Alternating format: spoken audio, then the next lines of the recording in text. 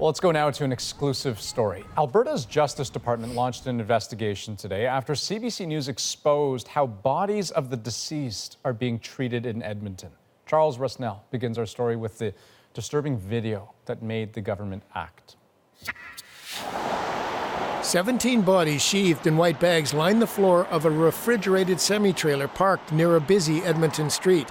As our camera rolls, a funeral home employee drags one of the bodies along the floor, then tugs it to a waiting gurney. That is terrible. This professor studies death and dying.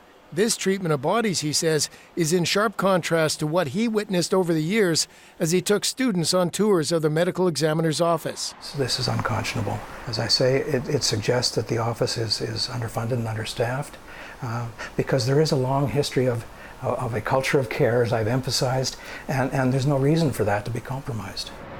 CBC News has learned the medical examiner's office took the unusual step of renting the trailer because it ran out of space. Internal emails show staff raised concerns with the chief medical examiner, Dr. Elizabeth Brooks Lim. Last week, an employee told her, "I feel that this might not be something that families will find acceptable. How do I approach this when speaking to families?" She responded, "The floor is clean, the bodies will be in body bags, and the families do not need to be informed of the storage procedures." Late today, Alberta Justice said, "First and foremost, we extend our apologies to all families who entrust their loved ones to us." A contingency plan was implemented late last week to manage an unusually high number of new death cases.